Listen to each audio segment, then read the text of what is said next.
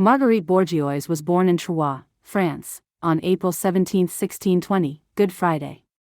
She was the sixth child in a family of 12. Her parents, Abraham Bourgeoys and Guillemette Garnier, were devout Catholics who taught their children the importance of faith and hard work. Marguerite received a basic education at the parish school, learning to read and write while helping her mother care for the younger children. When her mother died in 1639, 19-year-old Marguerite assumed the household duties. This experience of family responsibility sharpened her sense of duty and compassion for the vulnerable. During a Marian procession in 1640, Marguerite felt drawn to a statue of the Virgin Mary and experienced a profound calling. She joined an external congregation in Troyes that enabled lay women to teach poor children and care for the sick. Although she considered entering the cloister, both the Carmelites and the Poor Clares declined her application. Instead, she discovered her vocation among the people, offering instruction and spiritual guidance. In 1652, Paul de Chomedy de Maisonneuve, governor of the fledgling colony of Ville-Marie, now Montreal, visited Troyes. Recognizing Marguerite's gifts, he invited her to establish a school for the children of the settlers in New France.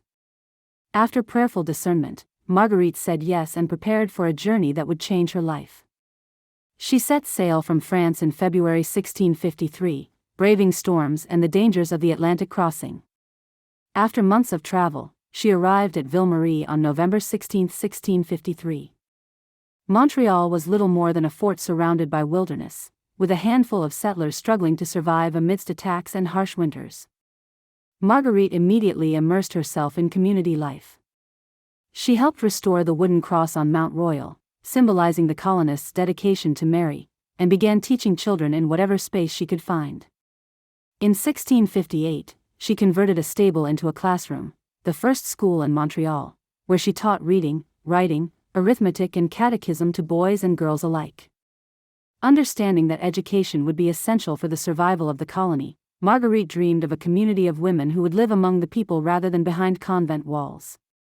She founded the Congregation of Notre Dame of Montreal, whose members took simple vows and traveled throughout the countryside to teach, visit the sick and support families. To secure help and recruits, Marguerite returned to France twice. In 1659 she traveled back, recruiting young women and appealing to benefactors such as Madame de Bullion. She returned again in 1670 to negotiate ecclesiastical support. The civil authorities granted the congregation a charter in 1671, Bishop François de Laval approved the community in 1676, and in 1698 the church gave final approval to its rule. Marguerite's leadership emphasized simplicity, poverty and service. She insisted that her sisters live close to those they served, which allowed them to understand the needs of the settlers and indigenous peoples. At 69, she walked all the way to Quebec to establish a new mission, exemplifying her boundless energy and dedication. Throughout her life, Marguerite promoted devotion to Mary and trust in divine providence. She built a chapel in honor of Our Lady of Good Help, organized workrooms for teaching needlework and domestic skills, and created schools for indigenous girls as well as French settlers. She was known as the Mother of the Colony, because she nurtured both the spiritual and social life of the fledgling city. Even after handing leadership to a younger sister, she continued to guide novices and encourage her community. In late 1699 a young sister fell gravely ill. Marguerite offered her own life for the recovery of the sister.